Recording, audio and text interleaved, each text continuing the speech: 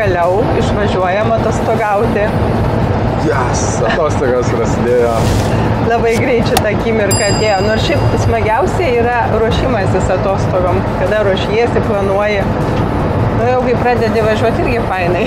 Jo, bet tai žinai, kad tu jau pradedi į pabaigą, jau eina į minusą vėl atostogas. Jo, jau pradeda trumpėti. Nu, šiandien pirma diena, išvažiavome labai vėlai, 8:30 vakaro ir galvojam, nuvažiuosim kažkur ant kalno ir pernakvosim ten romantiškai kalnuose.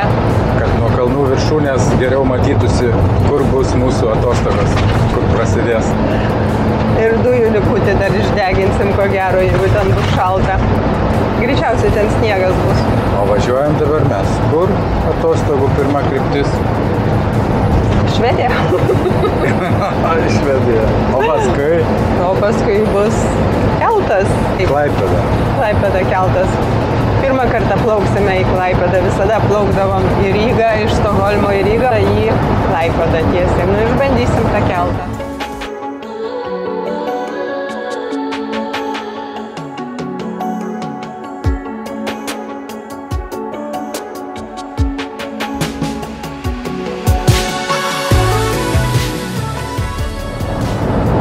Pats ne vidurvasaris, o kaip lygiadienis. Vakar buvo Joninės ir skaityk saulę. Dabar turėtumėm važiuoti kažkur į šiaurę. Ten tai matytųsi jūrai, kaip pridenasi saulė. Bet mes žinom, kad į šiaurės pusę mes visada suspėsim. Dabar norim važiuoti, kur šilumos daugiau. Jo, gaudom. Nors tiesą pasakius, išvažiuoti šiais metais iš Norvegijos nelabai ir norisi. Visą mėnesį labai šilta. Buvo geri orai.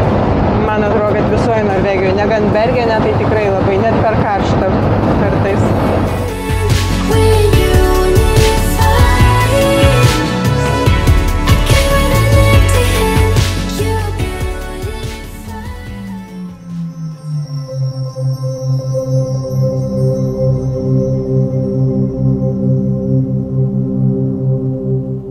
Pusė 12 nakties dabar, šviesu, galima būtų dar keliauti.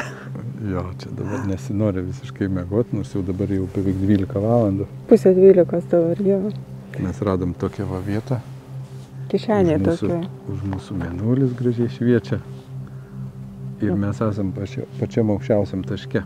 Nu, kemperis truputį pakrypęs mūsų, bet mes nestatysim jokių kaladžių, nieko. Hardanger vida. Jo, Hardanger kalnas čia yra. Hardanger. Bet kaip šviesu. Neįtikėtina, kad taip šviesu, ką? Gal neinam miegoti. Tikrai. O mūsų laukia rytoj dar apie 300 km iki Oslo, kuriuos mes žadam įveikti. Nu, tikriausiai per kokias 3 valandas, 4 panašiai. Priklausys, kiek sustosim fotografuoti. Jo. Nu ką, o dabar mes bandysim užmigti šitoj šviesoj. Jo, pasigrožėsim dar truputį šitais vaizdais ir eisim jau į kemperį miegoti. Ir iki susitikimo rytoj. Iki.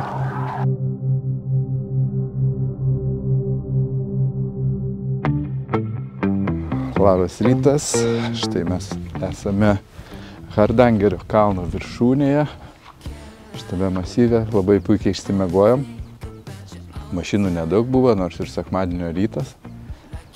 Mes čia buvome visai prie pat kelio, jeigu matos. Ir žodžiu ką, mūsų dabar kelionės tikslas yra viso labo važiuoti iki Oslo ir truputį toliau, nes mūsų laukia pirmadienį vakare, laukia mūsų keltas.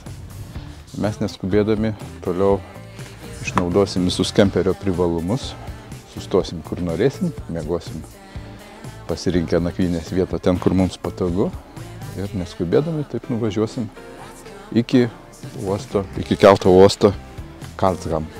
Važiuojam toliau, žiūrim, kur dabar Daiva. Tikriausiai Daiva pasiruošus. Pilnai, aš pilnai. Viskas? Galim važiuoti. Galim sėdynės atsukti. Bet tu pastebėjai, kaip šilta kalnuose? Jo, vėjelis toksai labai lengvas ir Naktį šalta buvo, iš ryto saulė išlindo ir žiūrėk, mes taip aukštai. Dar norėjau pasižiūrėti, kokie mes dabar aukštai stovim, kad taip vadais prie saulės aukštai. Jo, ir tarp kitko naktį teko mums miegoti įsijungus šildytuvą. Va. Nes čia buvo apie 10 laipsnių gal kažkur tai. 1200, virš 1200 rodo aukštį, bet 1230, bet šioje vietoje, kur mes stovim. Tai naktis labai šaltos, o saulė išlenda ir labai šilta, galima degintis. O dabar jau galima ir pasideginti. Jo, bet mes važiuojam link Oslo.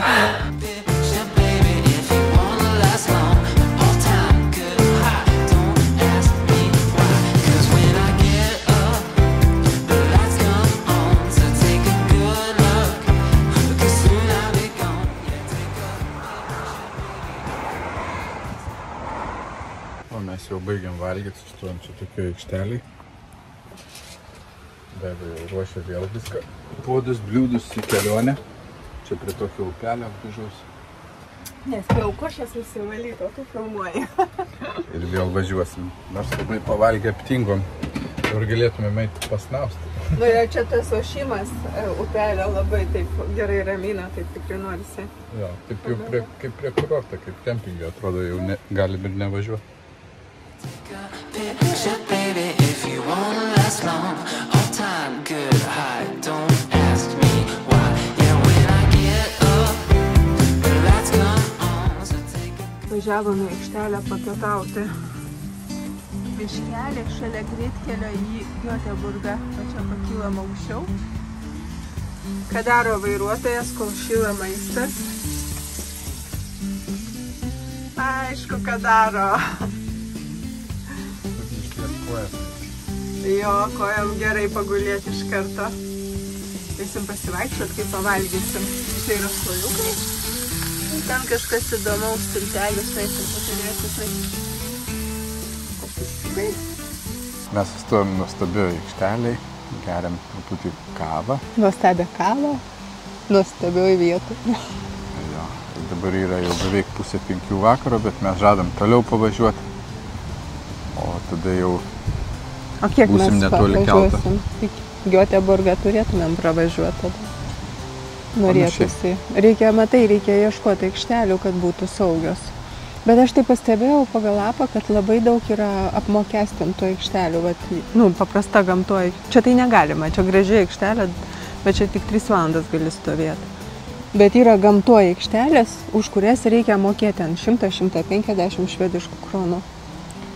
Be elektros, be vandens. Bet mes mokėsim. Jo. Nu ir jeigu Norvegijai yra visiškai saugu, tai Švedijai kažkaip tai girdis, kad ten reikia būti atsargesniems. Taip. Tai mes gal daugiau linkę būsim susimokėti kažkokiai tai aikšteliai, negu kad kažkur tai bandyti laimę. Kažkaip tai frikampę. Galima galbūt ir frikampę. Aš manau, kad čia prie didesnių miestų, pavyzdžiui, prie Göteborgo, jeigu tu šalia kažkur tai prie gatvės, tai čia aišku nesaugu bus. Nu, žodžiu, reikia įjungti smarkiau savo sensorius ir žiūrėti, ką darai, kur stoja. Ir įlysti tarp kemperių, taip vat kažkur linksmiau stovėti. Daiva sako, aš jaučiuosi visada truputį saugiau, kai kiti stovi šalia kažkokie tai bendraminčiai. Tai va. Kai keliauju, turiu galvoj. Kai keliauju, o kai savaitgalį, tai geriau. Žinau, kur stovėti atskirai. Na, čia teisingai irgi.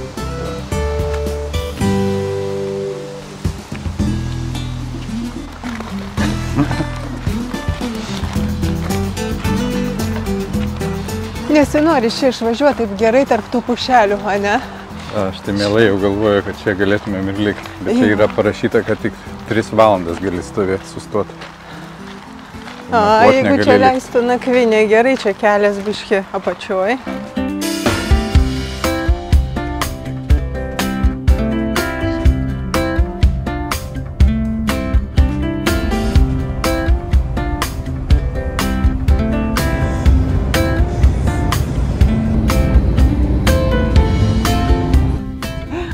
Važiavom į Göteborgą ir suradom taip prie jūros vieną vietą. Teko 12 kilometrų mums nusukti nuo greitkelio, vien dėl to, kad būtų saugesnė vieta ir nepasigailėjo mane. Ne, matosi už mūsų daug kemperių, daug didelis būrys stovi, jeigu ką tai. Ir kainuoja, bet žiūrim, kad visos aikštelės yra apmokestintos, nors čia nei elektros nieko nėra čia. Automobiliai paprasti 50 švediškų kronų, o kemperiai naktis kainuoja, tiksliau para kainuoja 100 kronų. Per apą nebuvo programėlėje apą, kol aš suradau, per ką reikia sumokėti. Daiva privertė man ją atsisiųsti kažkokį dar papildomą apą. Mokėjimo. Labai daug procedūrų teko atlikti, bet viskas gerai pavyko, atmokėjom. Ir dabar mes vaikštom, grožimės, čia labai gražiai aplinka. Esam prie jūros. Jūra nelabai čia kažkokia švari, nesimaudysim. Nu, einam pažiūrėsim, žiūrėk, kiek žmonių maudėsi, labai daug atėjo nuo jūros. Bet... Gražu čia, gražu. Jo, jau čia... Prie jūro. Mes visą laiką taikom tik tai, kur yra vanduo. Čia jau yra mūsų silpnybė. Bet jau ne pirmoji vietoje stovimės prie to Švedijos jūros. Esam biški tolėliau, link tilto kažkada tai irgi.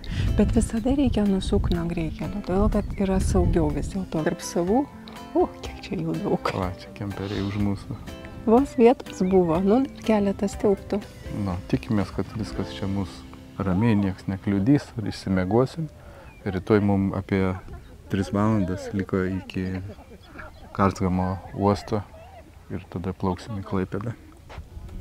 Taip. Gerai čia nusiplaut kojam, labai gerai. Tarkyta biškį. Bet matai, čia yra tualetai. Tualetai. Daug tualetų. Ir galima nusiplauti rankas ir kojas. Yra parašyta, kad yra dušai, bet dušą aš nemačiau čia. Gal ir yra kažkur tai. Šiukšlės galima išmest, šiukšlės rūšiuoja šeimos čia. Maistas yra ir ne maistas. Va, čia yra informacija, va, radau pagaliau. Ar rašo čia dėl to apo? Ne. Nėra čia parašyta? Čia nėra parašyta. O tai kaip tu tą apą radai, papasakok? Apą? Žiūrovams. Apo nebuvo programėlėje parašyta. Parašyta, kad galima per apą sumokėti. Bet per kokį apą neparašė. Tada aš Google žemėlapį paskaičiau komentarus apie šią vietą ir vienas komentatorius pasakė, kad atsisiunčiau E-Park, atrodo, taip vadinasi. Nu, E-Park. Apą. Jo. Ir tikrai, ir žiūrim, kad tikrai veikia. Nu tai. Ir sumokėjom 100 kronų. Taip. 10 eurų. Nu, nedaug. Už ramią nakvynę. Ne, nedaug. Vieta tikrai gražiai ir čia tylus, sako naktį. Nes automobiliai išvažiuos visi. Liksime čia tik tai kemperistai. Žmonės ateina saulės palydėti. O ten yra Skagen, Danija, kur susijungia 2 jūros.